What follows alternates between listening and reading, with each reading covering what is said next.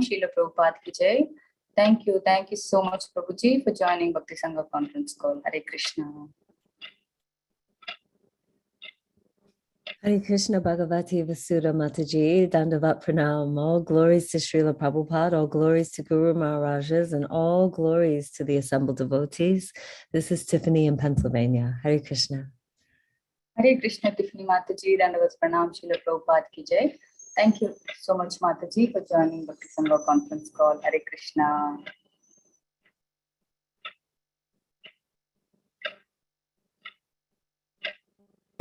Hare Krishna Mataji, Dandavat Pranam. Please accept my humble obeisances. All glories to Srila Prabhupada and Sri Guru and Gauranga. All glories to the assembled devotees. Yashomati from Chicago. Hare Krishna, Yashomati Mataji, Dandavat Pranam, Srila Prabhupada ki jai. Thank you, Mataji, for joining Bhakti Sangha conference call. Hare Krishna. Hare Krishna Bhagavati Vasudha Mataji. All glories Srila Prabhupada and Guru Maharajis. My humble obeisances to you and all the devotees. This is Krishna Kumari Devidasi from Hare Krishna, Krishna Kumari Mataji, Dandavat Pranam, Srila Prabhupada ki jai. Thank you so much, Mataji, for joining Bhakti Sangha conference call. Hare Krishna.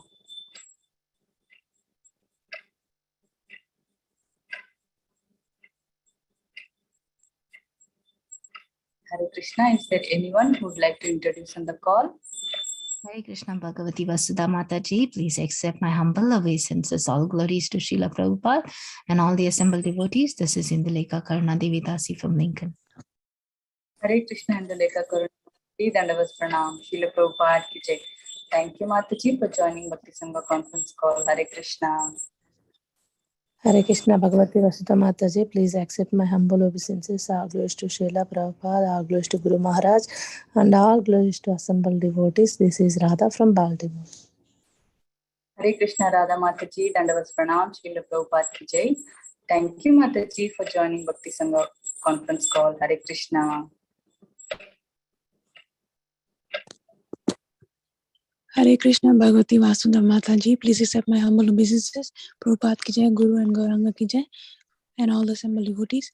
This is Shivani from Ashwin, Virginia. Hare Krishna. Hare Krishna, Shivani, Dandavat Pranam, Srila Prabhupada ki jai. Thank you, Mataji, for joining Bhakti Sangha conference call. Hare Krishna. Hare Krishna Mataji, this is Antaranga Seva Devi Dasi from Chicago. All glories to Srila Prabhupada, Dandavat Pranam. Hare Krishna, Antaranga Seva Mataji, Dandavat Pranam, Prabhupada ki jai. Thank you, Mataji, for joining Bhakti Sangha conference call. Hare Krishna. Hare Krishna Bhagavati Vasudha Mataji, please accept my humble obeisances. All glories to Srila Prabhupada, all glories to the assembled devotees on the call, and all glories to Guru Maharaj. This is Anita from Sharjah. Hare Krishna. Hare Krishna, Anita Mataji, Dandavat Pranam, Srila Prabhupada ki jai. Thank you, Mataji, for joining Bhakti Sangha conference call. Hare Krishna. Hare Krishna Bhagavati Vasudha Mataji, Dandavat Pranam, Srila Prabhupada ki jai, Guru Maharaj ki jai. This is Shyam Prabhu Devidasi from Charlotte. Hare Krishna, Guru Mataji, Dandavat Pranam, Srila Prabhupada ki jai. Thank you, Mataji, for joining Bhakti Sangha conference call. Hare Krishna. Hare Krishna Mataji.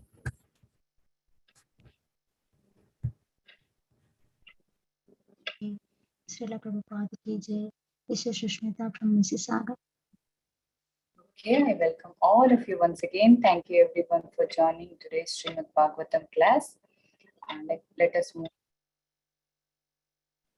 on to the next session, that is our Srimad Bhagavatam class. So today we are really fortunate to have His Grace Sureswar Shyam Prabhu to enlighten us on the topic of Srimad Bhagavatam from 5.19.14 onwards. Before I hand over the call to Prabhuji, I would like to hand over the call to Tiffany Mataji to give a brief introduction on Prabhuji. Hare Krishna.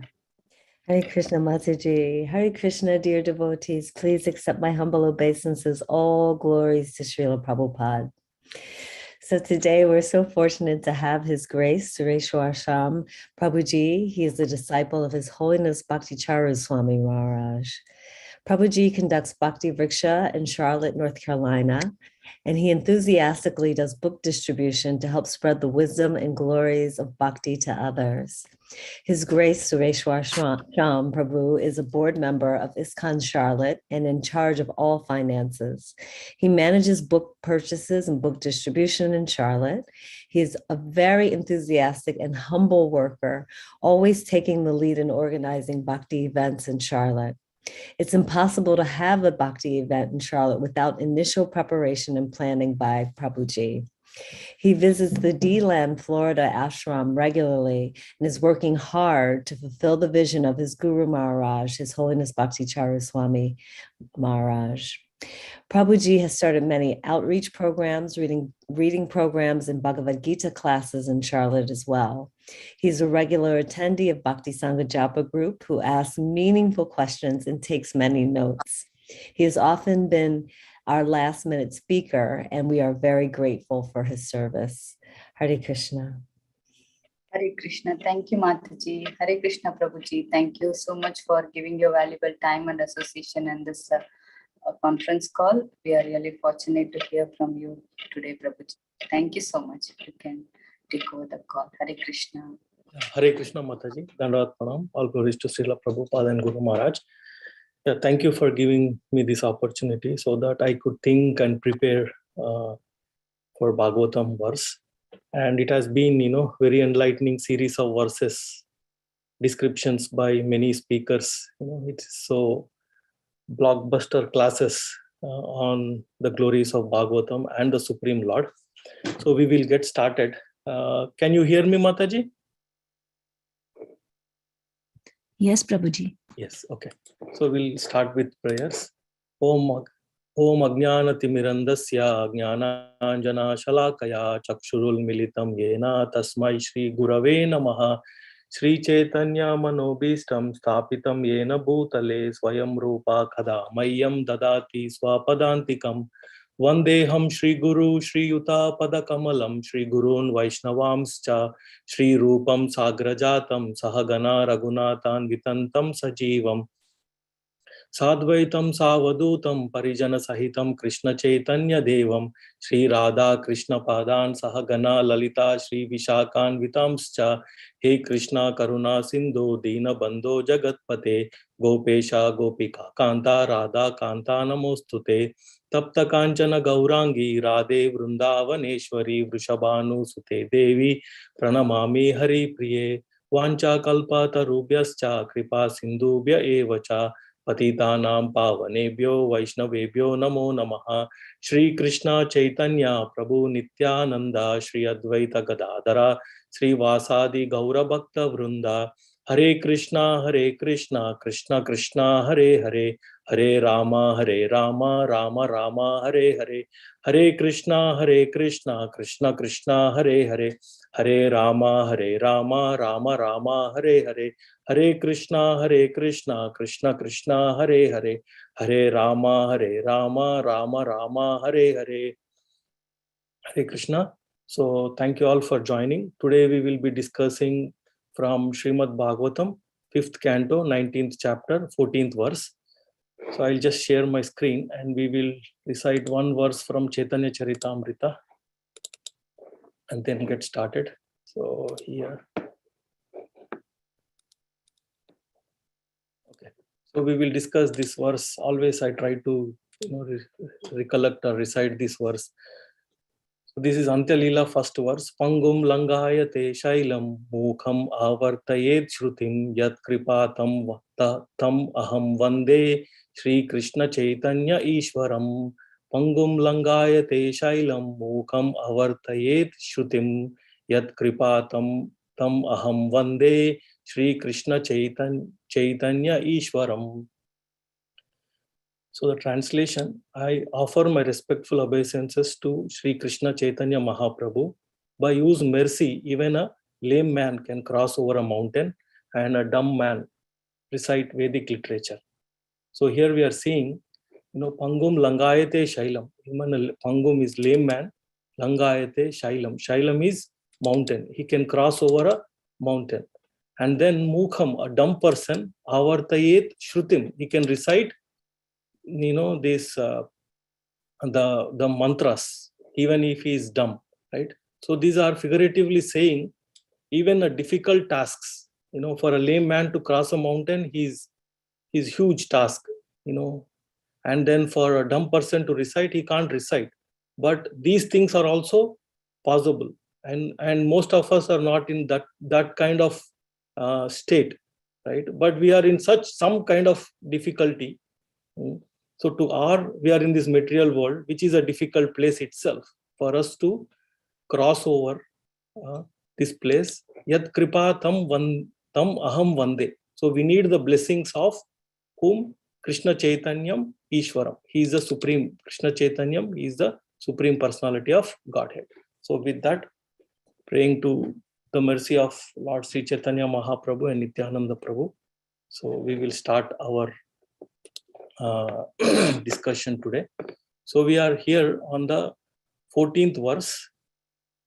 So we will recite the verse and then we will go to two-part discussion. One is about who are the Naranarayana Rishis, who are they, what is the pastime about them, and then second part is we will discuss about this verse, about too intense attachment or chintayan, like it is saying, to suteshu dareshu daneshu. So intense attachment by a ordinary person, and a vidwan, he is also having this kind of attachment, a learned person.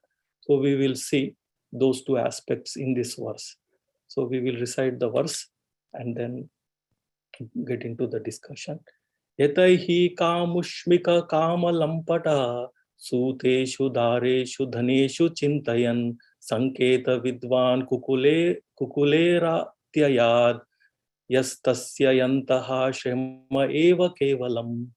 Yataihi kamushmika kamalampata suteshu dareshu dhaneshu chintayan shanketa vidvan kukulera tyayad yastasya yantaha shrema eva kevalam.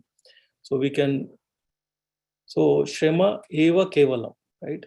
Any effort that we are putting is waste, right? So two options we have: how to best utilize our time, or how we can know our time, whatever we are putting is shrema eva kevalam. It's of no use. So it's always good to know what the two different aspects. So here it is clearly saying, if we do these things, this thing where we have intense chintayan, intense attachment, then shrama eva kevala. It is waste of time.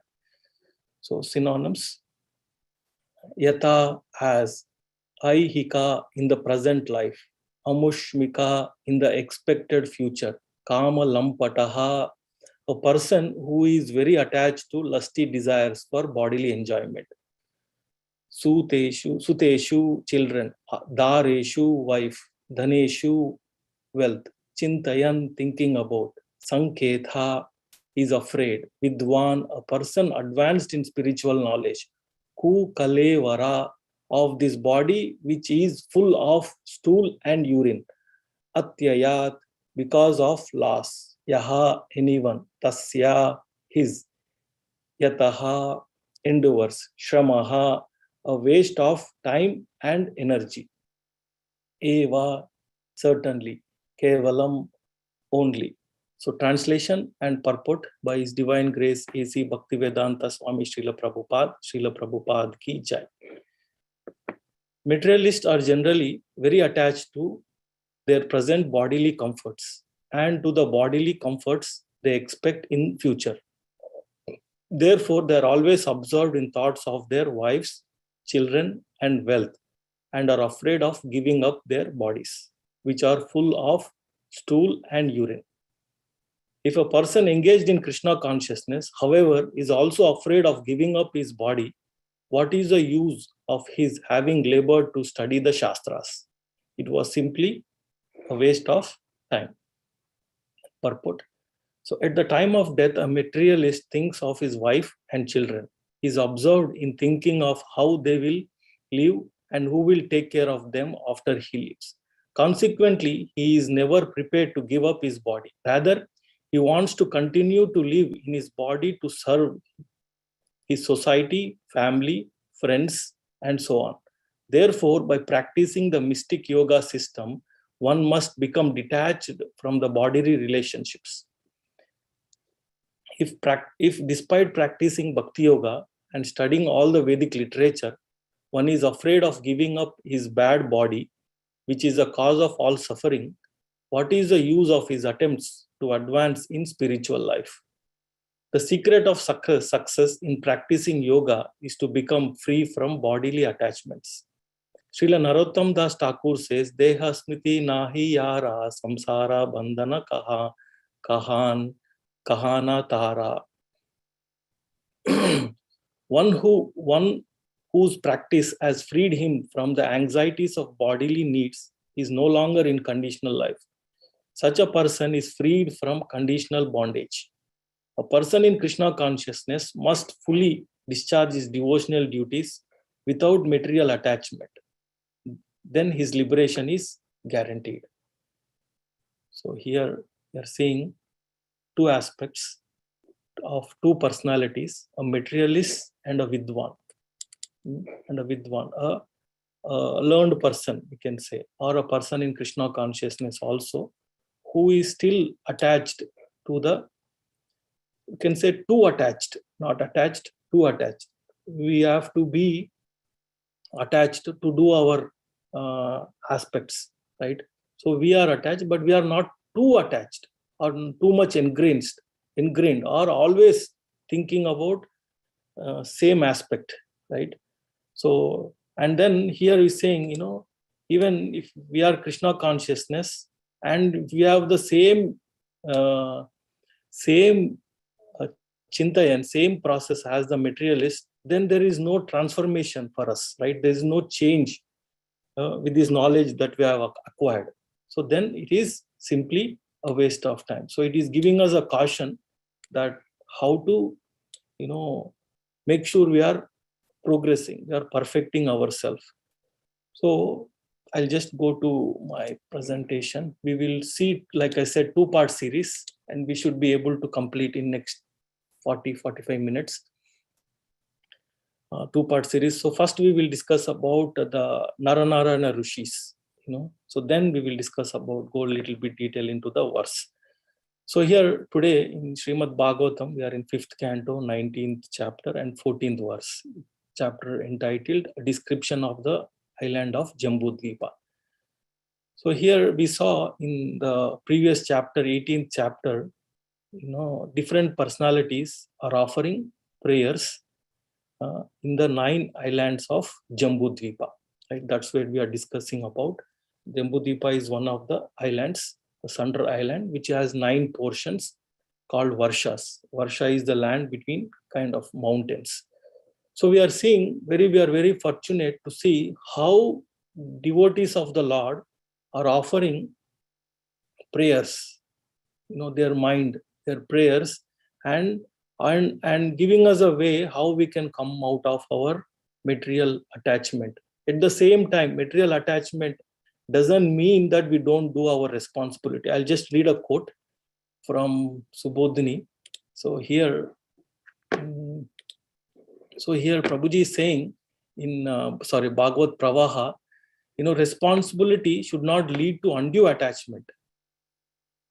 And detachment does not imply acting with irresponsibility, right? So detachment doesn't mean, we have to act irresponsibility. I don't take care of things. No, we have to take care of things. So like here, this chapter, Pandavas retired timely, right? So if you see the saintly like Raja Rishis dutifully rule with responsibility and timely retire with detachment. So if you see Pandavas, the chapter is entitled Pandavas Retire Timely, right, in 1st canto. So we see Yudhishthir Maharaj, how he trained Maharaj Parikshit, and he gave him the full responsibility and they retired timely when they were in good healthy conditions. So this, I feel always, I think about this. Detachment doesn't mean, acting with irresponsibility, right? And responsibility doesn't mean you have to do undue attachment. So this is one quote I liked and wanted to share. So here they are showing us in different varshas how they are offering prayers. So we will see in a picture form also. And then in the 19th chapter, so here in the previous chapter we saw 5 prayers. P7 is prayers, 5 prayers. And here we are seeing the 2 remaining varshas. Recently we saw how Hanuman is offering prayers to Lord Ramchandra in Kim Purusha Varsha. And currently we are seeing how Narad Muni, who is the sage among the demigods, is offering prayers to Naranarayana Rishi in Bharat Varsha. So that's what is our context. So we are seeing, from 9th verse to 15th, we are in 14. So tomorrow is a very nice concluding verse. So then it describes about the geography of Jambudvipa. So the next part, that's why this chapter is entitled as a description of island of Jambudvipa. So because it's giving both 2 prayers and the description of island of Jambudvipa. Okay, now here, so this is a pictorial view of the 9 islands of Jambudvipa. So here, if you see, the Varsha is in black color, like Bhadra Varsha, Ilavata Varsha, Ketumala Varsha, and the incarnation of the Lord is in blue color, and the devotee who is offering prayers is indicated here in red, right? So we have been detailedly going for last month or 2 months about each and every Varsha. We saw how in Bhadra Varsha, right, Bhadreshwar is offering prayers to Hayashirsha or Hayagriva, right, who saved the Vedas, who protected who when the Vedas were stolen from Lord Brahma, how he protected it. And we have been seeing how Lord Shiva is praying to Shankarshana, and how Lakshmi Devi is praying to, in Ketumala Varsha, how Lakshmi Devi is offering prayers to Kamadev or Rishikesha. And we have seen, very interesting, it's lot, I get to learn a lot about the Matsya Avatar, how Matsya Avatar, we see in 8th canto, last chapter, we see how 2 Matsya Avataras are defined, how in Chakshush Manvantara, how the Matsya Avatar saved the Vedas, right? And we have seen how in Hiranmaya Varsha, how Aryama, who is one of the sons of Diti, and we have seen how Aryama, he replaces Yamaraj when he has a curse and he comes to this material world as Vidura, right? How Aryama took care, right? I think one of the Prabhujis mentioned detailed about Aryama and how Aryama is coming in Bhagavad Gita, I think one of the chapters in opulences of the Lord. So like that we are seeing in all these nine Varshas. And then we finally came to Kim Purusha Varsha, where Hanuman is offering prayers to Lord Ramachandra. And now we are in this Bharata Varsha, where Narad Muni is offering prayers to Naranarayana Rishis. So that's what we will see in detail today.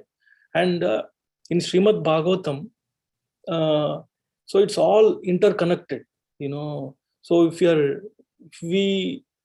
any canto if we read or any chapter we read, it has lot of information which comes repeated often in many other places, right?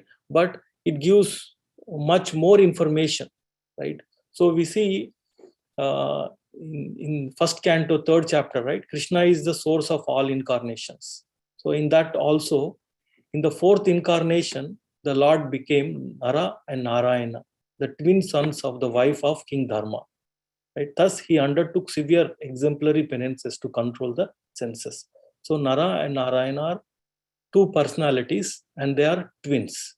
So, and they have come for many purposes, right? To show how one can lead, what is the goal of life, what is self-realization, and how austerity and yogic process can lead to the ultimate goal of life.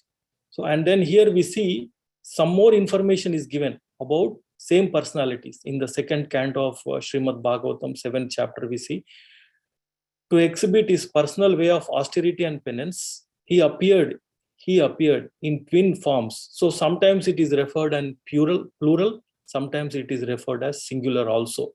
So here he appeared in twin forms as Narayana and Nara in the womb of Murti, the wife of Dharma and the daughter of Daksha. So here we have seen, here only we see, information is being supplemented, more information is being added. So as we read, go through the cantos, so we get more and more information about the different incarnations of the Lord. Right here, see, if you see, Murti. Right here, in the first translation,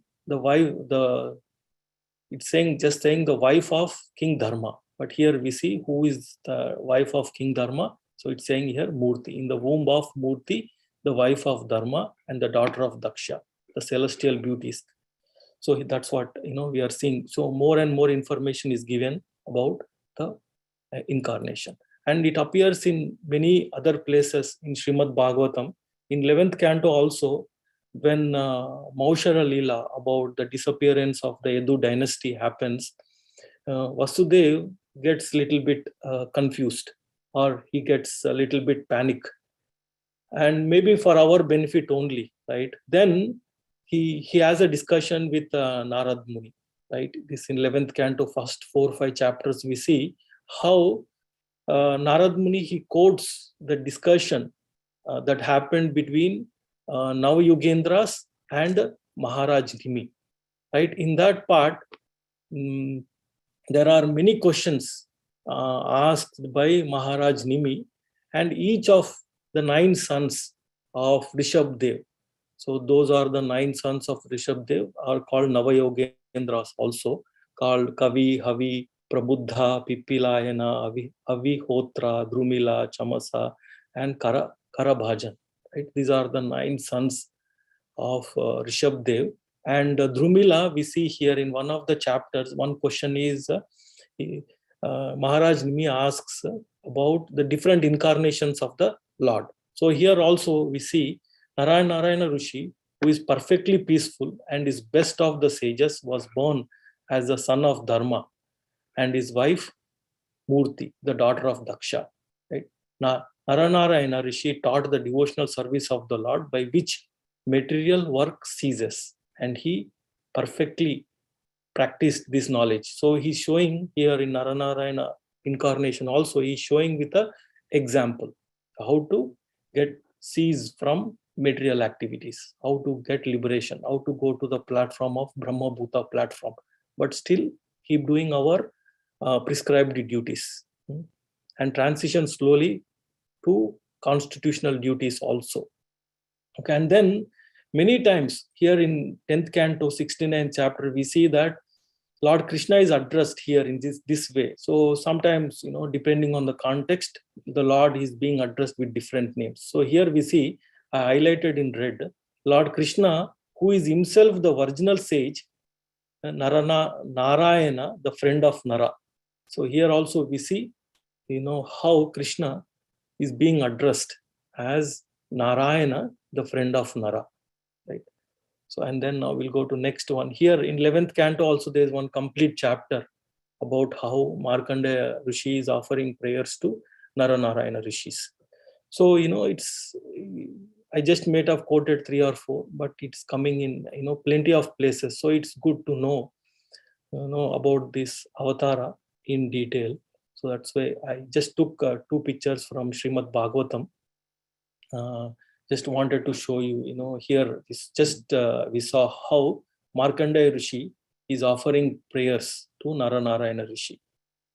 And then here we see, this is from 11th canto. Here Narayana Rishi, when they're doing penance, Indra, he feels like jealous, right? As always, he sends so many good-looking cupids, but Narayana Rishi, they don't get succumbed to them, and they offer Urvasi in return to Indradev. So that's what we are seeing, how Lord is showing with an example not to get succumbed. So these are the two pictures. It's good to see the Naranarayana Rishis. And then I wanted to find out, like little more detail and context of Naranarayana Rishis. So then fortunately, I heard a lecture by my Guru Maharaj giving a detailed description about these Naranarayana Rishis from Vishnu Puran.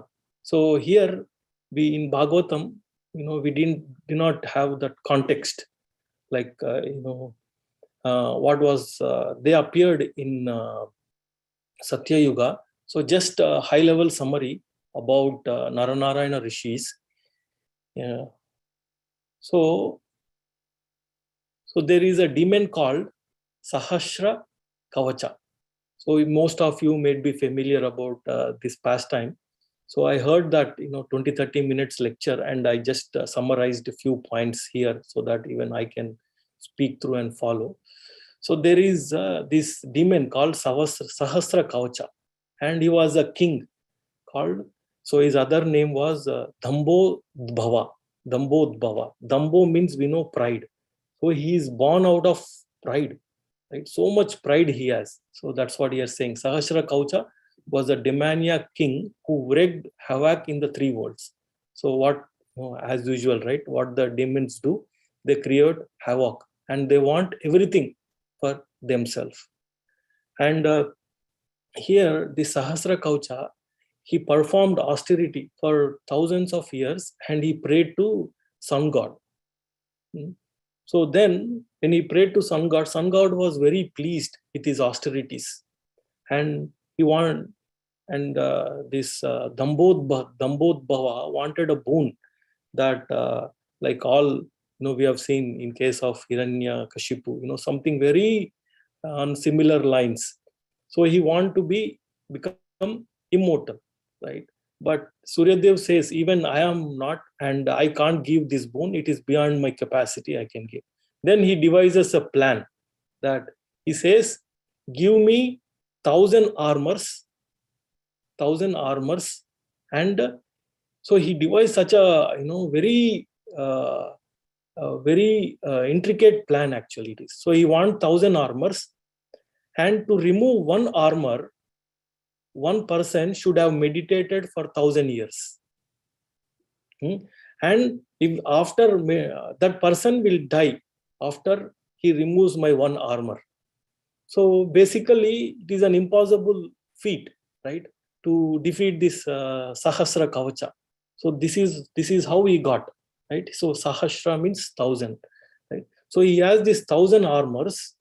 To kill him, it is an impossible feat because we have to meditate for 1,000 years. We have to fight with him for 1,000 years.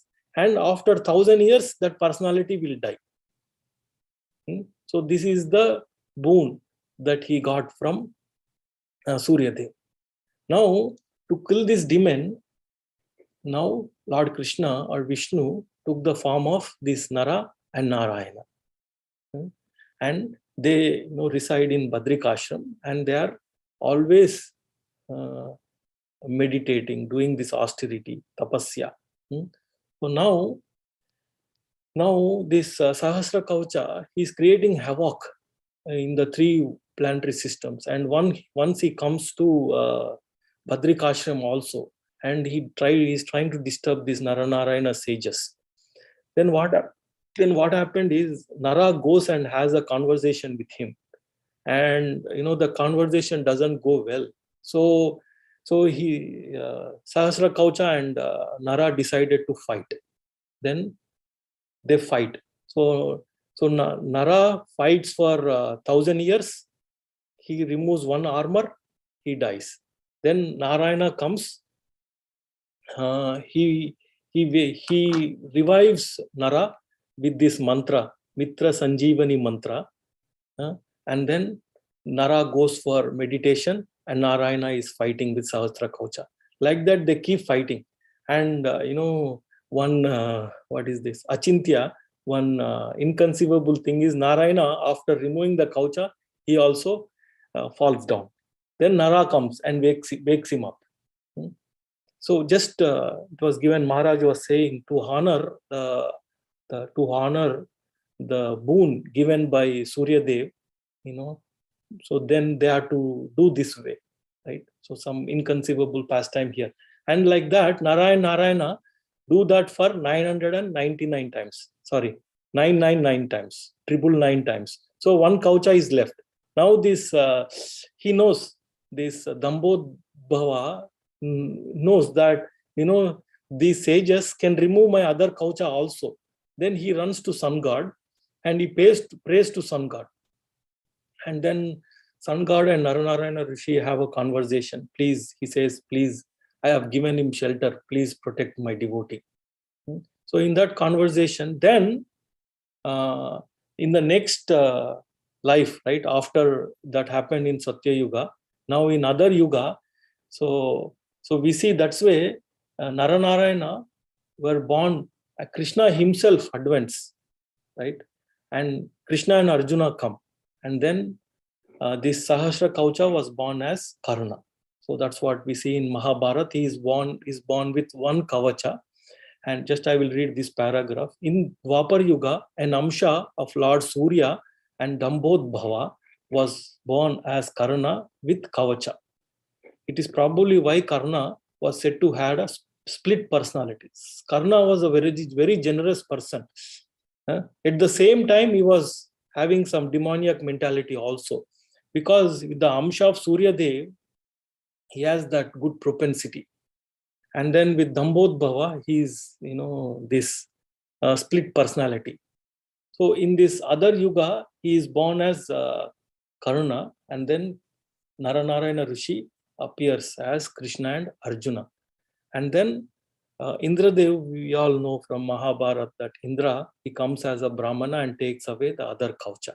Then it becomes easy for Arjuna to kill Karna. So this is what a brief pastime about Naranarayana Rishis and how they have appeared and how they have killed this Sahasra Kavacha, right? So this pastime, I was very fortunate to hear from a Guru Maharaj, and he narrated the story in detail from Vishnu Puran, right? So now moving on. So we saw part 1 of my presentation about Naranarayana Rishi, right? So we will go to the verse back and discuss a little bit about the verse. We'll go to the verse back, and if you see, the verse can be titled as fear of death, right? Even a materialist or a Vidwan is fearing death. Yes. So it is not a fictitious statement. It is a real fact, right? Everybody, fears death, and now even I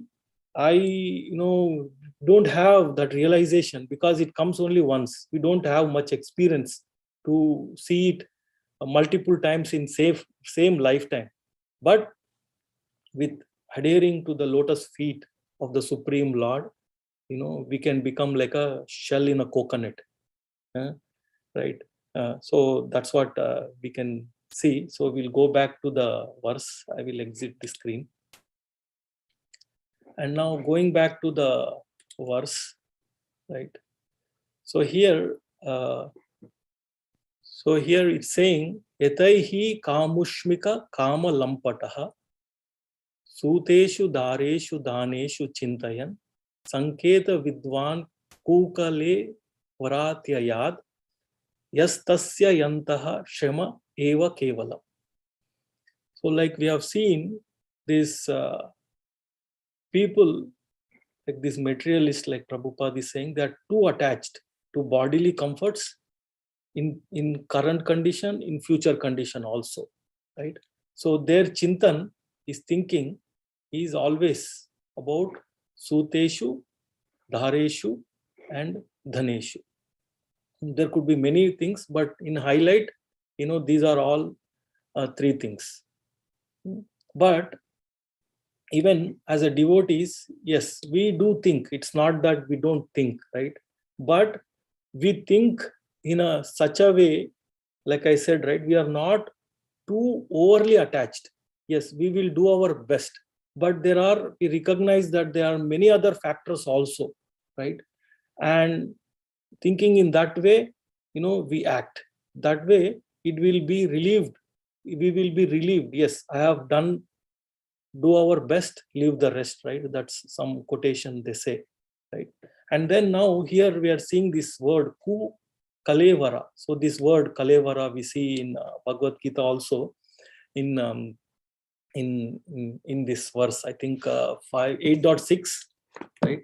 Yeah, yam vapi smaran bhavam tyajeta ante kalevaram tam evaiti kaunteya sada tad bhava bhavitaha. So this kalevara word, before giving up this body, the body is in a little bit dilapidated condition. It is, so that's why Prabhupada is indicating in this way of this body which is full of stool and urine. It's not in a good condition. So just to represent that conditional aspect, so it is being shown here that this body is made of which is full of stool and urine, right? So I've seen recently a small quote from Srila Prabhupada. He was saying, take good care of the body, work very hard for Krishna. So that's our philosophy, right? We are not too attached to the body. We take good care of it, but we work very hard for Krishna, right? We do our chintan on the Supreme Lord. How do we do our chintan on the Supreme Lord? We plan for him. Planning is, that's what major part goes, say for Rath Yatra, right? So major part is planning. The event is only for 2 hours. So even the planning, so practical way to think is, how do I always think about Krishna? Is we plan for Krishna. So that way it becomes more practical for us. So our chintan is 2 things. How we have given this responsibility to take care of, this suteshu, dhareshu, dhaneshu, 3 things. How do I use to the best of my ability?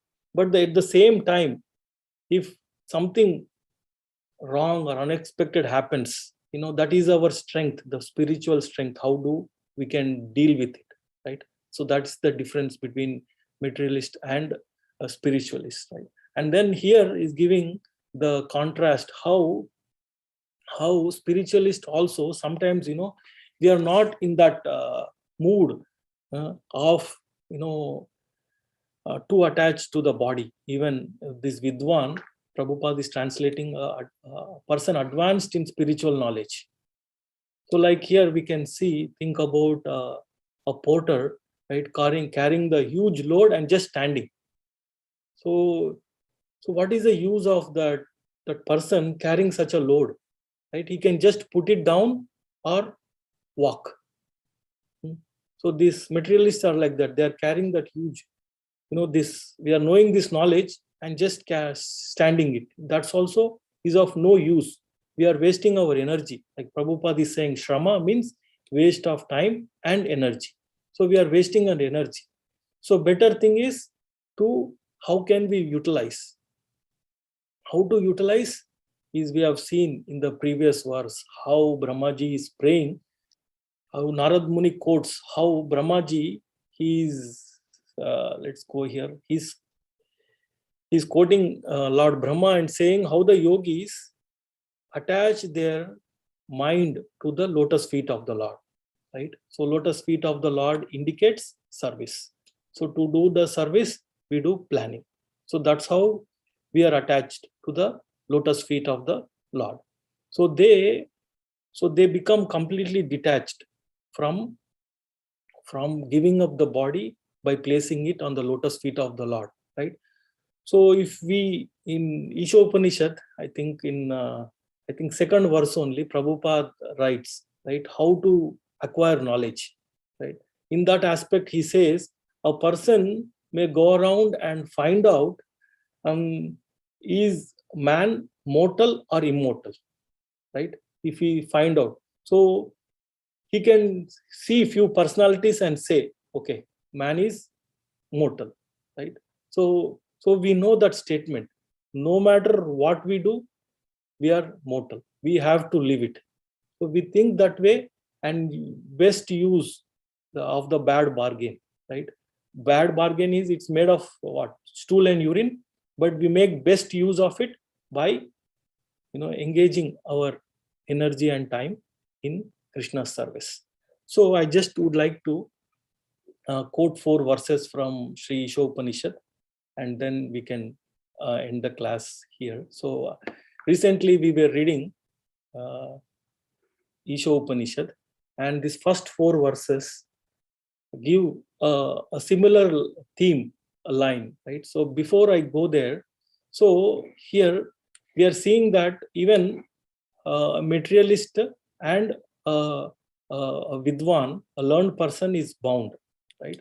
So Prabhupada writes in the 7th chapter of Bhagavad Gita, in this verse, Daivi Hesha Gunamayi Mama Maya Duratyaya Mam Eva E Prapadyante Mayam Etam Tarantite. So this, we know this Duratyaya, this Mama Maya Duratyaya, it's very difficult to overcome. But how can we overcome? Those who Mam Eva E Prapadyante. So those who surrender unto the Lord. So then Mayam Etam Tarantite. So he takes care. And because he's taking care, we can easily overcome this difficult material energy. So it's also a Daivi. It's also energy of the Supreme Lord. So in this case, Prabhupada is writing one simple, very simple example, because now we know we are bound. How can we unbind ourselves? Right? We are conditioned, and we are seeing in this current verse also how we are bound, right? We are too attached to the body, more than required. So here is saying, so here Prabhupada gives one good example. Okay, here. Another meaning of guna is rope. And it is to be understood that the conditioned soul is tightly tied by the ropes of illusion. That's what we are seeing in the current verse. They are tightly tied with the rope of illusion. They are thinking they are only the soul caretakers of the sons, wife, gold, right? Those 3 aspects were, dhana, money. And now here we know that now we are in illusion. We are tightly bound by the ropes. A bound man by the hands, a man bound by hands and feet cannot free himself. Right? He cannot free himself. He must be helped by a person who is unbound. And we always know the Supreme Personality of the Lordhead, he is above all these 3 modes of material nature. Right? Because the bound cannot help the bound, the rescuer must be liberated. Therefore, only Lord Krishna or his bona fide representative, the spiritual master, can release the conditioned soul. See, this is a very nice statement in a simple, eloquent way to understand how to get unbound. Right? Without such superior help, one cannot be freed from the bondage of material nature. Devotional service or Krishna consciousness can help one gain such release. Krishna being the Lord of the illusory energy, Daivi Hesha, right? That's what we have seen. Lord of the illusory energy can order this insurmountable energy, Duratyaya, right? Insurmountable energy to release the conditioned soul. He orders this release out of his causeless mercy onto the surrendered soul. This is an important word to understand Lord Chaitanya's advent, right? Why he has come, right? He orders this release out of his causeless mercy on the surrounded soul, and out of his paternal affection for the living entity, who is virginally a beloved son of the Lord. Therefore, surrender unto the lotus feet of the Lord is the only means to get free from the clutches of the stringent material nature. So this 14th verse and 15th verse, right? In 14th verse, if you see, there is no solution given, right? We are saying we are bound, we are attached, but the solution is not given. So next verse gives the solution, right? So next verse is this one. Next verse, if you see the 15th verse, therefore surrendered onto the lotus feet of the Lord is only means to get free from the clutches of the stringent material nature. That's what That's what it says, right? Mam eva e prapadyante mayam etam tarantite. So to free ourselves from this Daivi Maya, we have to take full surrender onto the lotus feet of the Lord, because he is unbound, or he is a master of this energy. Then he can relieve us. So now I just wanted to cover these 4 Ishopanishad verses, so which are talking on the same line, right? So here in this first verse, right, invocation verse, it's saying Om Purnamadha Purnamidam Purnat Purnamudachyate Purnasya Purnamadaya Purnam Eva Vashishyate. So we know that Supreme Lord is complete. Whatever comes from him is complete. So this Purnam word is repeating here so many times. And Prabhupada translates Purnam as perfectly complete. Not complete, he's translating as perfectly complete. No question asked, touch, hands down. Very nice word-to-word translation. Purnam, perfectly complete. Right? So the Lord is perfectly complete. Whatever comes out of him, idam, this phenomenal world, this also translation, amazing, phenomenal world. Prabhupada calls in Bhagavad Gita also, this world as phenomenal world, extraordinary world. For what purpose it is meant, it solves that purpose perfectly. Like Chaitanya Charan Prabhu was giving one example, if we should not take out of context, right? Say if we have to use our cell phone for typing a book. No, cell phone is not meant for that purpose, high level browsing, phone call, chatting, messaging, but it's not meant for typing. If you see from a wrong perspective, then it may look it's imperfect, right? So but the purpose it is created, why it is created, this phenomenal world, so that the jivas can realize their conditional state and go to their constitutional state. That's why the Lord is always recycling it, always destroying. So I will quote one more verse from this Bhagavat Pravaha. So this verse says why the Lord repeatedly is creating and destroying. So we don't like destruction, right? Nobody likes destruction. So but we see here why the Lord repeatedly giving a clean slate and always giving an opportunity for the jivas. So here the purpose of repeated creation and destruction, even we are talking in this current verse, right? The destruction of the material body also is happening. The purpose of the repeated creation and destruction of this universe is to give a chance to the conditioned soul to get over their selfish mentalities and go back to the loving company of the God by adapting the process of bhakti. So in this Jambudvipa 9 verses, right, 9 varshas, we are seeing how different personalities are praying. They are praying along with the residents.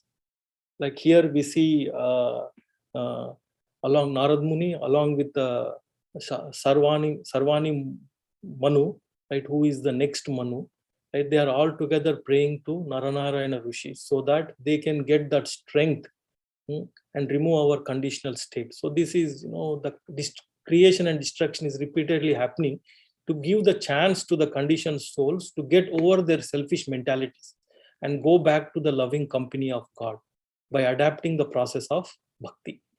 So this is what. So whatever is emanating from the Lord is also complete. And or whatever after emanation, the Lord is still complete. So when you remove a few say like 10 items from infinite, those things will remain still infinite. So because of 10 items, it did not become infinite. Because it has infinite, that's why it is become. So now here in this verse, we know that everything complete coming from the Lord is complete, Purna, perfectly complete. So now here is saying second verse, so second verse and the current verse, Lord related. So he's saying, Isha Vashyam idam sarvam yat kincha jagatyam jagat tena tyaktena bhunjita ma grida kashyas vidhanam. So now we know the first two lines is saying, Isha Vashyam idam sarvam, right? The Lord is the controller because it is coming from him. And yat kincha jagatyam jagat, right? Whatever in this jagat, whatever is there, could be animate, inanimate, everything is belonging to the Supreme Lord. So that's our mentality to start. So he is a controller and it belongs to him. So now what is our role? Tena taktena bunjita. So take taktena, take how much we need, right? Lord is not asking us to, starve and die. No, right? Take how much we need and then need or accept it, and that is the accept it, and then that is the best way, right? So instead of being attached, so the next word, right? Ma gridha kashya swadhinam, right? And instead of being greedy or on the two sides of the spectrum, instead of being too austere or too greedy, no, take what you need and proceed in life and believe that Lord is the supreme controller and everything belongs to him. That's what he's saying. Everything, animate or inanimate, that is within the universe is controlled and owned by Lord. Isha Vashyam idam sarvam, owned by the Lord. One should therefore accept only those things necessary for himself, which are set aside as his quota. Taktena bunjita. And one should not accept other things, knowing well to whom they belong. So this is our mindset, knowing whom they belong.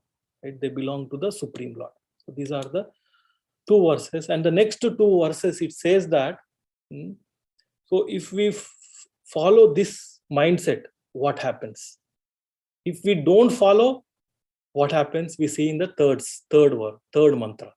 Right? If we follow this process, we can live for thousands of years without being attached. Na karma lipyate nare. So, na karma. So the karma doesn't bind us. Lipyate is bind. Right? Cannot bind this nara. So that's what we want, right? Na karma lipyate nara. So if we live this principle, live with this principle, right? What is that principle? We saw in Isha Vashya principle. So here it's saying, Kurvan eveha karmani jigjivishat shatam samaha. Shatam is thousands or hundreds of years. So even if we live this with this principle of Isha Vasham, na karma lipyate. And here is saying, na anyato, there is no other option. If we live, that is the best option, best use of time. The opposite of this verse, right, that we are seeing, right? Shrama eva kevalam. So we are not wasting our time. We are using best utilization of our time because we are realizing, everything is coming from the Lord and we are living as per that principle. So if we don't live as per that principle, what happens in the third verse? So what happens? We go to andena tamasa vritaha, right? So we go to this world of darkness, which are full of ignorance and which is covered with these two, right? So we go to these lokas where these asuras live, and what they have, their mentality is andena, they are blind and they are ignorant, they are in darkness, right? And here it is being called, if we behave in that mentality, we are called Atma Hano Janaha. Atma Hano Janaha. So we are called killer of the soul. So if you see the translation, Atma Hanaha, the killer of the soul, right? But the soul can't be killed, right? Here it's figuratively saying, we know that the soul can't be killed. But here it's saying the killer of the soul. The soul can't be killed.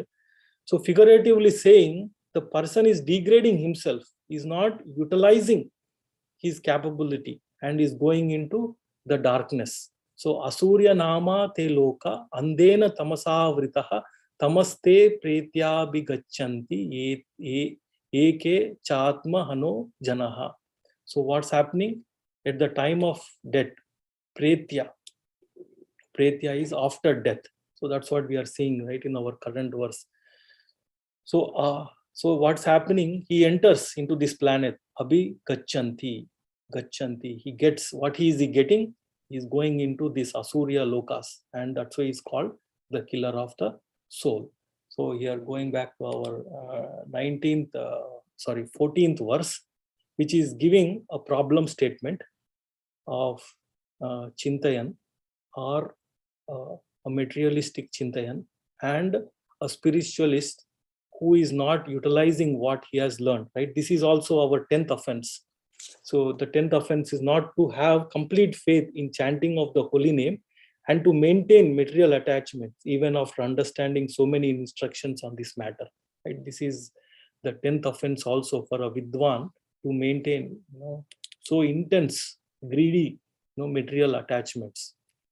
And next verse will give us the solution of how this is the problem statement given. Next is the solution, that how we can solve this riddle or solve this problem. So thank you very much. Hope I made some sense. And if I have committed any mistakes, and please excuse me and pardon me. Thank you all. Vancha kalpatarubhyascha kripa sindhubhyevacha patitanam pavanebhyo vaishnavebhyo namo namaha.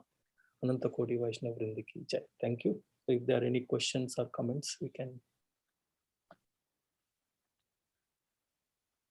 Thank you, Prabhuji. Thank you so much for this class, very detailed explanation. You covered so many verses, and then you shared the PPT also. It was very helpful, Prabhuji. Thank you so much. I request devotees, if they have any questions, they can ask. Hare Krishna, Prabhuji. Please accept my humble obeisances. All glories to Srila Prabhupada. I don't have any questions. I just want to say thank you for such a beautiful and well-prepared class. You clearly did so much preparation, and you pulled in so many sources, so many resources. And I really also appreciate the background you gave us about Narayan. That was really extraordinary. Of course, it was from your Guru Maharaj, so of course it was incredible. So thank you so much. Wonderful, wonderful class. And I'm so grateful that I was here today. Hare Krishna. Thank you very much, Mataji. All glories to Prabhupada. Hare Krishna, Prabhu. Thank you for class. I just have one question, just to confirm my understanding of when you were saying that Krishna, he's continually creates, destroys. Were you saying that the purpose of that was to make us frustrated with our material lives here? Was that the point?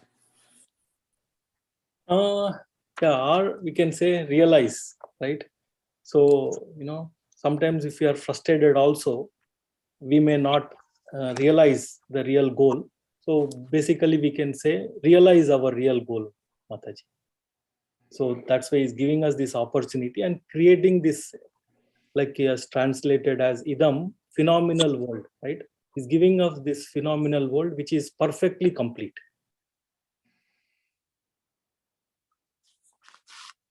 Okay, so he has given us this phenomenal world which is perfectly complete. Mm-hmm. So why are you mentioning this part? In connection with this frustration and our becoming our coming to realize that we should be pursuing something eternal. Yes. So here at the end of this third verse of Isha Upanishad, Prabhupada is writing here, he says, the conclusion is that as human beings, we are meant not simply for solving economic problems on a tottering platform, but for solving all the problems of material life, not only economic problem, but all the problems into which we have been placed by laws of nature. Okay, so so when you say that this world is perfectly complete, you're saying that for the purpose of bringing us to that goal of frustrating us with this torturing world, so that we can pursue, for that purpose, this world is perfectly complete. Is that the point? That's right, Mataji. Yes. Okay. Thank you so much, Prabhu. Hare Krishna. Hare Krishna.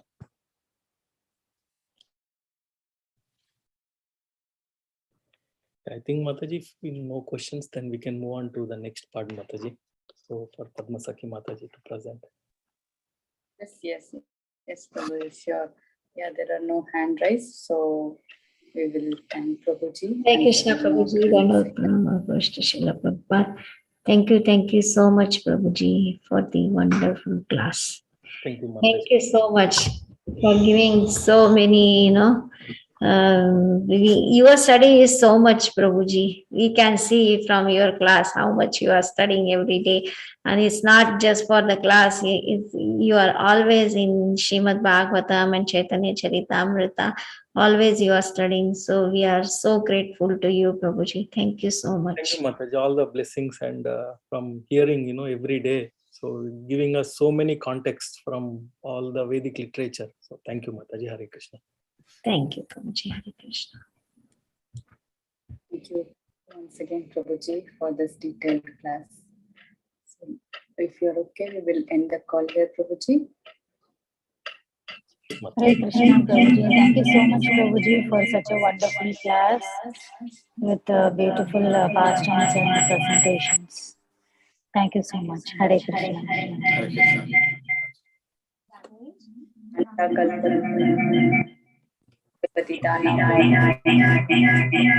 Vaishnavebhyo namo namah. Sureswar Shyam Prabhu. Jai. Hare Krishna. Thank you.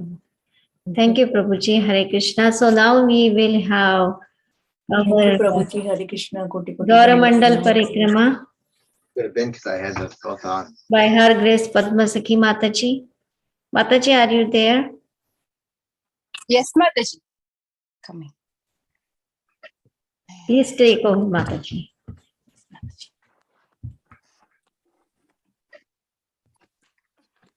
You want to hear?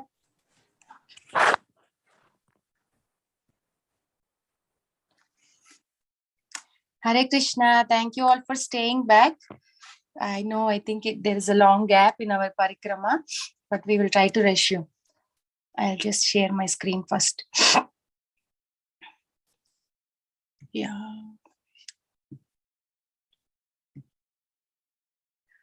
Okay.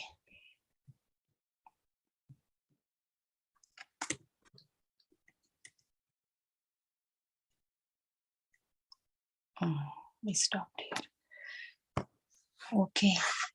So before we start our parikrama today, as we always do, we will seek blessings of Shri Panchatattva, Shri Nitai, Shri Gauranga and Nityananda, Shri Radha Madhav, Shri Narsinghadev, Srila Prabhupada and all the acharyas and all the assembled devotees, and we will start our parikrama. So just a quick recap, because there is a long gap. We have seen 3 dweeps, like half of the 3rd dweep, Antardweep. There's a map.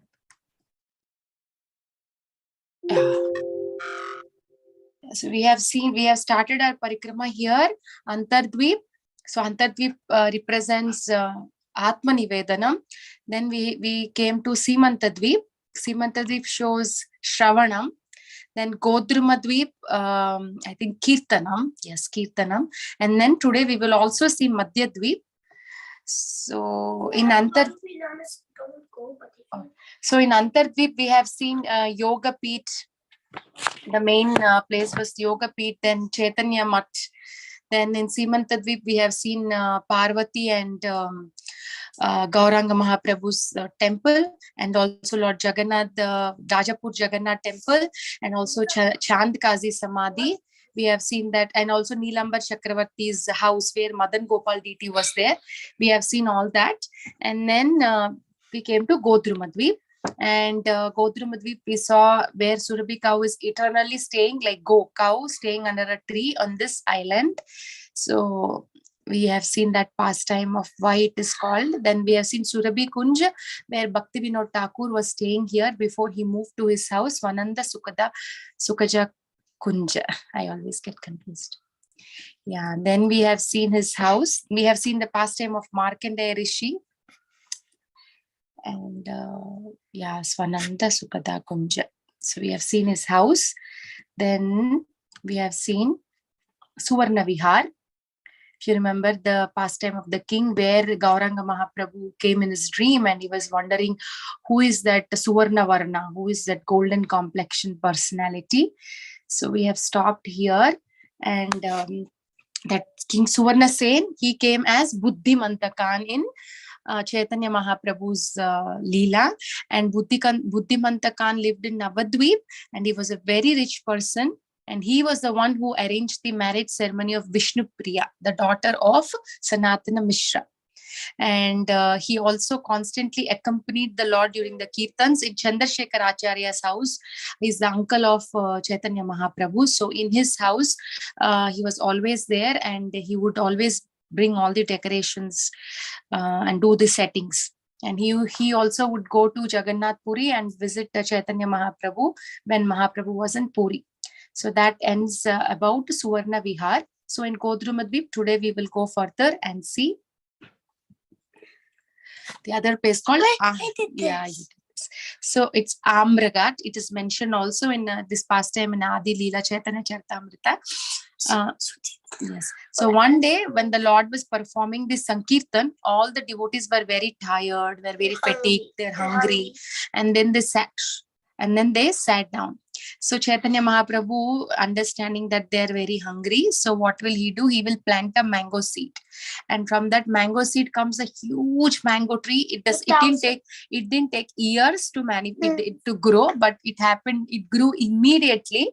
And the speciality of and almost 200 mango fruits had come, and if we eat just one fruit, everybody was feeling very satisfied. And the speciality of these is it doesn't have a seed or it doesn't have a skin. Very nice, juicy, background. Okay. Very nice, juicy mangoes. But now we don't have this tree, but there are lots and lots of mango groves are there here. So when we go there, we'll see a lot of is that the tree? Mango trees. Is that the tree? That's the mango. Okay, so that's the Amragat where Mahaprabhu planted the mango tree. And then we'll go to a very special temple called Harihara Kshetra. It is we all know Varanasi. Varanasi is the place where Lord Shiva is there. And Krishna, I think it's your school time. Okay. And that's Shiva. So bye. So Harihara Kshetra is also called as Mahavaranasi because it is said that if somebody is leaving body here at this place, Lord Shiva personally will recite the names of Gauranga in the ear of that person who is dying. So why there is half Vishnu and half Shiva? There is a pastime. So what happens was, it's on the eastern bank of, there is Alakananda river, but at present there's a very small portion of that river. We don't see it like a big huge river is not there. So what happened was, we know Mohini Murti form. So Lord Shiva gets so like after hearing about Mohini Murti, he gets a desire of seeing that form. So he comes to the place where Krishna was there with Parvati, and then Krishna, knowing the desire of Lord Shiva, he will show the form of Mohini Murti. This is mentioned, I think, in 8th canto, where Shiva gets attracted to the form of Mohini Murti, and then later he will be feeling very bad of why he did that. So what happened? Yes, so then when he was feeling bad, Krishna himself comes and he tells, you don't worry, because you are my manifestation, and everything, whatever you do, how you act has a reason. So you don't have to feel bad. And Krishna tries to console him because he was feeling very bad on why he acted like that. So just to show that he's a manifestation, like Shiva came from Krishna, is like to show that he's the manifestation of Krishna. It is like half Vishnu and half Shiva deity is there here. It said that this was found in a forest, this deity, and then later they started worshipping him here. I don't remember where I read, but I think in Mayapur, some article only I have read that this deity was found in a forest. And in this place, Lord Shiva is always dancing in ecstasy, saying the names of Gaura, Gaura, Gaura, and Gaura. And he's explaining the glories of this place. Lord Nityananda also started in Nityananda Prabhu's Parikrama with Jiva Goswami. He also started feeling very ecstatic. And he's offering Gaura Prema to all living entities. And at that time, Kailashapati Lord Shiva, invisibly, when Nityananda was explaining the pastimes to Jiva Goswami, he invisibly came and he also participated in hearing the glories of Gauranga Mahaprabhu. And he also offered obeisance to Nityananda. So, and if you see here, like Shiva and Vishnu, so one side Lakshmi is there and one side Parvati is there. Towards the Shiva side, his consort Parvati is there. Towards the Vishnu side, Lakshmi is there. So that is the place Harihara Kshetra, and it is Mahavaranasi. And actually these deities were stolen in 1999 and they were not given back immediately because there was the court hearings, then lot of, it took 2-3 years, and only in 2001 they were given back. So this is the detail. And as we said, and just now we have seen near this temple there is this Alakananda river. So there is pastime. Jagadananda Pandit described this in Prema Vivarta. So Chaitanya Mahaprabhu came here and he was in a very happy, joyful mood, and he went to this dense forest on the banks of Alakananda river, and then there was a parrot. The parrot was chanting the name of Gaura. The parrot was saying Gaura, Gaura, Gaura, and Chaitanya Mahaprabhu said, why are you chanting my name? He asked, like, you have to chant the name of Radharani. She's the topmost, like she is the supreme mother, so you have to chant the names of Radharani, don't chant my names. But then Sukha says, that Sukha parrot says, Vrindavan has transformed to Navadvip and Radha Krishna transformed to Gaurahari. So I will say the names of Gauranga. If you want, you can say the names whatever you want, my dear Lord, like that she says. So that pastime also happened here, where that parrot was saying the names of Gaurahari. And then a very, very ancient temple. With Narasimhadev, if we see Narasimhadev, most of the temples are on hills or forests. Like if there is one in Simhachalam, in my state, temples like Simhachalam is on a hill. Ahobilam is in a forest and on a hill. And Mangalagiri, there's one temple, it is also on top of a hill. Then there is 2-3 other places also in local places in my state, where I see everything like he comes on a hill in a dense forest. So even here there is a place called Devapalli or Narsimhapalli. Why Devapalli? Because what happened after Narasimhadev killed Hiranyakashipu, this happened in Satyayuga. So after Narasimhadev killed Hiranyakashipu, he came to this place and there was Mandakini river flowing. He will wash his hands and he will take some rest here. And knowing that the Lord has come here, all the devas, all the demigods will come here. And Vishwakarma, overnight, he built lot of houses for the demigods to stay. So that's why this is called as Devapalli, because all the demigods also came to this village.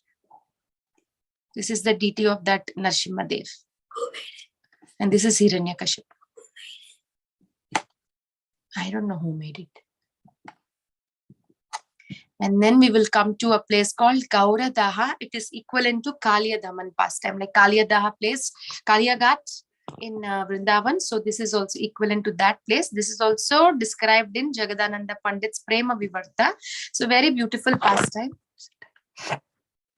So what happens was, one day Chaitanya Mahaprabhu was doing his Sankirtan, and we have seen that Chaitanya Mahaprabhu spent a lot of time in Godrimadvip.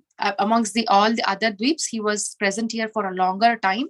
So Chaitanya Mahaprabhu was doing Sankirtan, and they were all tired. So they decided that they will take rest. So when they were doing Sankirtan, Govinda was playing Mridanga, there was Vasudeva Ghosh was chanting, and Vakreshwar Pandit was there, Gadadhar was dancing. All of them were mad in Gaura Prem. So, and the other name of Godrimadvip now is called as Gadi Gacha. Gadi Gacha village. So they came to this village, and this is also called as Gopapalli because a lot of Gopas. Palli is village, a lot of Gopas are there, so it's called as Gopapalli. So they entered here, and so they started resting under trees. They said, we will stop, we'll take a pause for some time, we will rest under the trees, and then we will go. So then what happened? All the villagers started coming and giving him milk, yogurt, milk sweets, condensed milk they were offering. And one village by name Bhima Gopa, he came and he said, my mother's name is Shyama Goalini. So she served Sachi Mata, your mother, as her own mother. So my mother has a very good relationship and bondage with your mother. So for her, your mother is like a mother. That means you are my uncle because you will become a brother to my mother. So please come home, he will request. And Chaitanya Mahaprabhu could not say no. So Chaitanya Mahaprabhu will go, and then as soon as he goes, that Shyama Goalini, she will hold the hands of Chaitanya Mahaprabhu, and then she will ask, she will inquire how his mother is doing, like how Sachi Mata is doing. She will inquire, and Mahaprabhu replies saying that she's doing good. And then what happens? They will start eating prasadam. She will serve a lot of prasadam. They'll start eating. And then one Gopa named Ramadas Gopa, he will come and he will mention his problem. He has a problem. What is that? His cows are not drinking water in a lake. Sorry, I wrote milk. It's not milk, it's water. So the cows, there was one lake, Daha's lake. So they're not drinking. Why? Because they're very, very scared of a crocodile that is staying in that lake. So being scared of that crocodile, the cows are not drinking water. So then Chaitanya Mahaprabhu will go there. And as we all know, Chaitanya Mahaprabhu has no other weapon. And so what he did was, he just did Sankirtan, ecstatic Sankirtan. And from the crocodile, now came a Deva Sisu. Deva Sisu, Deva is demigod. So a child of a demigod had come. So now he started explaining a story, like how he became a crocodile. So in Satya Yuga, he was cursed by Durvasa Muni. Why? Because Durvasa Muni was resting in Kamyavan, and this child, out of child innocence or child naughtiness, he will cut the locks, his hair of Durvasa Muni, and Durvasa Muni gets mad, and he says that because you behaved like this, you become a crocodile. And but then this child was feeling very, very bad. Then Durvasa Muni will say, okay, you will be as a child, but after 4 yugas, the Lord himself will come in Kali Yuga and he will liberate you. So he will say, I am waiting for you all these yugas in this crocodile body. Now that you have come and you liberated me, then Chaitanya Mahaprabhu will ask, so what shall we do? What do you want? Like, what do you want to do now?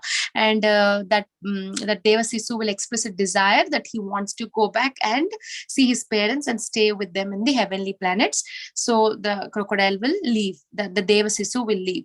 So this is called as Gaura Daha because Daha is a lake, and so that lake was delivered from crocodile by Gauranga Mahaprabhu.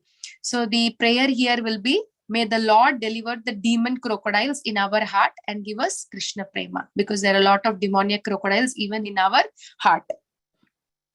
So that should be our prayer here when we come to this Gaura Daha. So this is the last place in Godrumadvip.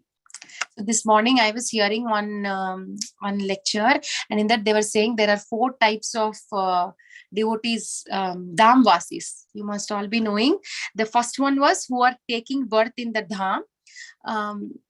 Dham, yeah, it could be an animal, a bird, any species, but if they're taking birth in a Dham, they're called as Dhamvasis. Second one is those who leave everything and go and stay in Dham. Third one is who will go once in a while, like yearly once or 2 years once, whenever possible. And fourth one is they don't have a chance to go. They're sitting at their own places, but hearing a lots and lots of katha about that Dham and developing a deep desire to visit that dham, that burning desire, deep desire. So they are also equivalent to that first class dham vasis. They are not the fourth class, because they're staying at one place, hearing about the dham and developing a deep desire to see. So they are also the first class devotees. And the explanation that was given was during a lecture, when anybody is giving a lecture, what will happen, even in the yatras or any sessions, we will see people like, they go rush, they just rush because they want to sit in the first line. So those who go first will sit in the first, who go in the second, they'll sit in the second, like that. So those who go late, they will sit behind. But what happened when they're serving prasad, the ones who are sitting behind get the prasad first, because they start from back. It's difficult to cross all the way and start from the first, right? Most of the times they start from the last. So prasadam is like mercy. So those who are in the last get more and more mercy. So the fourth class devotees, like now, we are all sitting here and hearing Dham Katha, developing a deep desire to be there sometime, maybe next year or very quickly. So we are also, if we have that deep desire, it is equal to being first class Dhamvasis. Just wanted to share that with you. And we have time, so we will see other the Madhyadvip.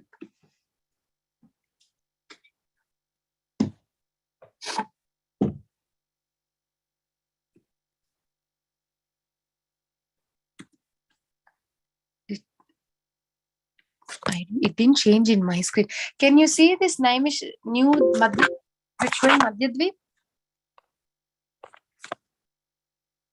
I don't know what. No, Mataji. Yeah, let me share again. You're not sharing. I didn't share? No, let me help you. No. I will do, Jagannath, I will do. I'm sharing, wait.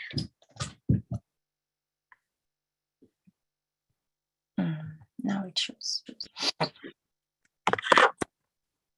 So we started Andardvip, Simantadvip, Godramadvip. Now we are coming to Madhyadvip. Madhyadvip represents Smaranam. And we will quickly see what Bhaktivinoda Thakur wrote in Navadvip Bhavataranga. He said, south of Godruma lies the enchanting island of Madhyadvip. It is very beautiful to behold, like it's filled with radiant series of forests, lots of forest. During midday period of his pastimes, Lord and his associates stroll along this forest, overcoming madness of divine love. While devotees give hints of Krishna's pastimes, Lord Gauranga dances and sings and tastes divine, sweet, ecstatic emotions. When will the devotees who are residents of Madhyadvip be merciful to me and show me? Oh, look, here is our Lord Gauranga, Sri Hari, on the bank of Brahma Kunda, within the town of Brahma Nagara, is dancing and chanting associated with grand kirtan. When will I see that astonishing form of Gaura with a beautiful complexion like pure gold, wearing a garland of forest flowers with 2 long arms and booming in loud voice? Brothers, all of you, please chant the holy name. So that was the prayer of Bhaktivinoda Thakur. He also wants to be here. Chant the names of Gaura Hari, dear brother. Without Gaura, we cannot attain the service of Radha and Krishna. So he said that in Navadvip Bhavataranga, and we will see why this is named as Madhyadvip. So what happened was, so one time the Sapta Rishis, they go to Brahma, and they hear Brahma talking about Gauranga. And then they ask, who is this Gauranga? Then Brahma explains that he's none other than the Supreme Personality of Godhead. So what happened? They also had a desire to see him. They also had a desire to worship him. So then they all will come to this place, to this Dvipa, Madhyadvipa, and they will be, can you not do that? And they will be discussing about and they will discuss Gaura Bhagavatam. all the pastimes of Gauranga, his Aprakata Leela, Prakata Leela, and how the place is very beautiful, how he's going to appear in Jagannath Mishra's house, and how later he will take sannyas and go to Jagannath Puri. So they will be discussing all the pastimes about Gauranga, and they were meditating on these pastimes. So the Lord becomes very ecstatic. The Lord becomes very, very pleased with them, and then he gives his darshan. He appears. And when did he appear? He appeared in Madhyana. Madhyana is afternoon. Madhya. In Telugu also we say Madhyana, afternoon means. So because he appeared in the afternoon, this Dvipa is called as Madhya Dvipa. And Saptarishis, seeing Gauranga Mahaprabhu, like he's so effulgent, and there were Mallika flower garland and his golden complexion, sandalwood on his forehead, Brahmin thread, dhoti was folded 3 times. They were seeing all that and they were feeling so ecstatic. They were falling up, down again and again, and they were offering their prayers. And they said, to see this beauty, may we have 1,000 eyes. These 2 eyes are not sufficient. And then they were like, they were asking, please bless so that we will get the supreme love. And they said, like, please bless that we will think about you constantly. So they were offering these prayers. And then Lord said, okay, like Lord said, he blessed them, and then he left this place. And then they were feeling very like in that ecstatic mood. They were feeling very separation after seeing Lord Gauranga. And when he left after blessing them, they were feeling separated, and they still didn't leave this place. They were sitting here, and they're discussing about Gaura Bhagavatam even till today. And they like Namahatta, they also kept a marketplace, like a hatta of discussing Gauranga Mahaprabhu's pastimes. This is also called as Saptarishi Ghat or Kumara Hatta. So that's why, that is the history of why the name Madhya Dvip had come. And there is Naimisharanya also here. If you remember, I did, sorry for the spelling mistake. Most of the slides I do it in the night. So maybe half time I'm dozing of little mistakes. Naimisharanya. So as we have discussed in the beginning, here we have all the dhams, all the holy places also reside here. So the Naimisharanya is also here. So what happened, Lord Shiva actually visits this place. So this is towards the south of Madhya Dvip. There is Gomati river, and Naimisharanya is on the bank of this Gomati river. So when Kali became very powerful, all the rishis were sitting here, and they were discussing at the beginning of Kali Yuga, they were discussing Gaura Bhagavatam from Suta Goswami. So what happened, Lord Shiva, he gets very ecstatic whenever the names of Lord are taken. We have seen many pastimes, like he tastes a morsel of prasadam from Narada Muni, and he becomes so ecstatic and dancing. He was so dancing in ecstasy that the demigods has to come and ask Parvati to stop him. So he gets very ecstatic when he hears the names of the Lord. So what he will do, he wanted to come and attend that katha. But he was coming on a bull, and Nandi bull was coming very slow. He was asking, like, go fast, but the bull was not going fast. Then what did he do? He went to Brahma, and he took the Brahma's Vahana. Brahma's vehicle was swan. So he took the vehicle of Brahma, and he started coming on that swan, because birds fly very fast. So he started coming on the swan, and he came here to hear the Gaura Katha. And actually it is said during Kartik, if you hear the katha here, we will be free from all the sufferings, and we will get Vraja Prema. So because Shiva came on Hamsa Vahana, there is also a temple called Hamsa Vahana, which we will be seeing next. So he came to Naimisharanya. So this is the Hamsa Vahana temple in Navadvip. So this temple and this deity is dedicated to Lord Shiva. And actually the speciality of this deity, this is the deity. This is Lord Shiva.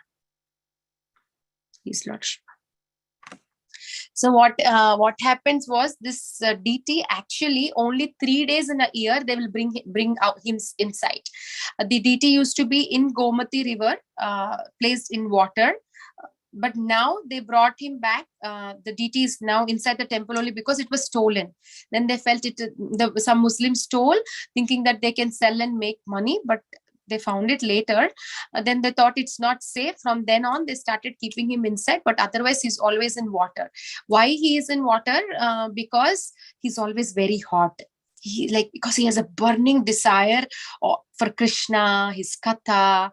So because of that burning desire, he develops a lot of heat in his body. To cool him down, they keep him in Gomati river. But now after the stealing has happened, they brought him back. And then only that the 3 days that they would bring him inside was during a month of Chaitra, that full moon time in the month of Chaitra, they would bring him here, but not anymore. Now he's inside always. And 50,000 devotees come here and they celebrate Gaura Purnima for 3 weeks. See, this is his grace, Pankajangri Prabhu. He actually, Hamsa Vahana DT also visited our Mayapur Chandrodaya temple. So this is the DT. And then we will come to this interesting place. So in Rajasthan, near Ajmer, we know that Pushkara Tirtha. It's very, very famous. And they said, if I'm not wrong, I think they believe that it's the most holiest place. So that Pushkara Tirtha is also here in Navadvip, in Madhyadvip.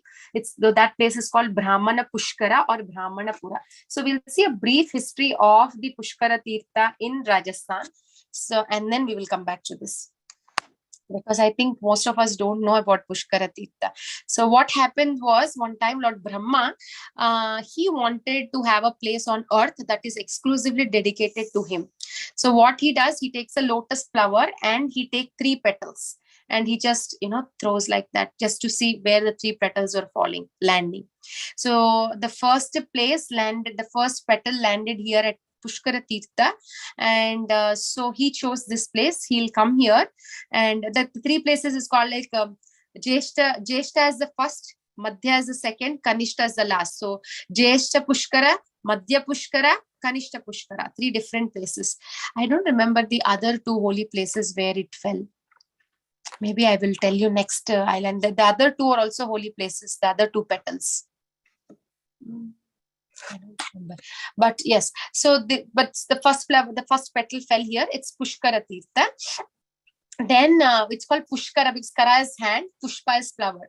So from Brahma's hand, the Pushpa fell here. So it's called Pushkara Tirtha. So this is the place.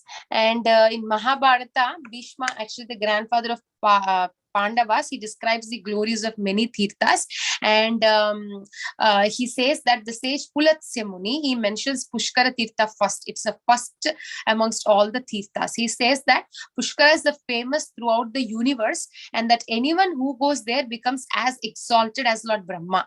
Pulatsya says one's sins are cleansed by just thinking of Pushkara. Amongst various blessings obtained by bathing at Pushkara, one may be elevated to heavenly planets. So just by seeing, the sins are eradicated. So what happens? The demigods complain.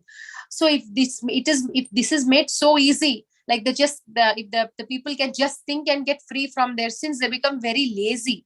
They would neglect the religious duties, and they will become lot of irreligion will happen. So please, they will say you have to do something.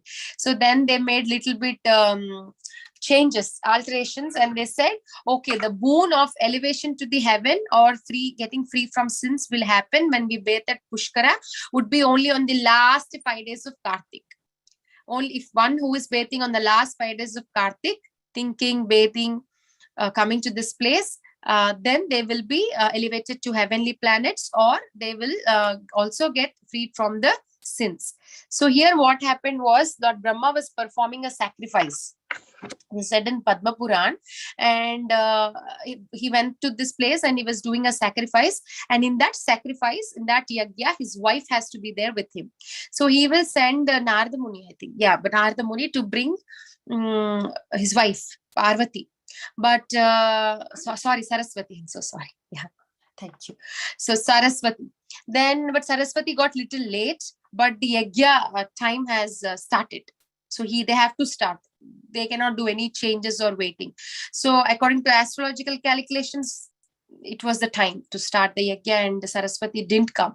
So what happened was all the demigods, they will do some calculations, and then they will try to bring a suitable wife for Brahma, and then Indra chooses a cowherd girl. So then they'll bring the cowherd girl, and then they thought if they have to sit in the sacrifice, she has to definitely be a Brahman. So then they will purify her, they will send her in cow's mouth. So it's a big process. So they do that, and then they bring her out because cow is the most purest. They put her inside the cow's mouth and take her out, and then they purify her. Then she becomes Brahmana and she's eligible to sit. Now she sits, her name was Gayatri. So Gayatri is one who is pulled through a cow.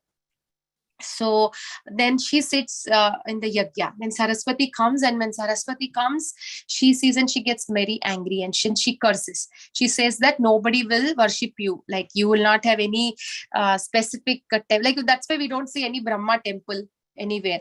But except Pushkara Tirtha, he's like his temple is not there anywhere. So then but Gayatri adjusts the curses. She says that she says that, yeah, what is that I wanted to, yeah, but Gayatri adjusted the curse, and she says Saraswati has cursed Brahma that he would be worshipped only on a full moon day of the month of Kartika. Gayatri said whoever worshipped Brahma would be blessed with wealth and a good family and would be reunited with Brahma. So Gayatri says that she makes little amendment, changes. So now that's why if you go to this Pushkara Tirtha, you will see the temple of Saraswati is there. Saraswati leaves the place after hearing this.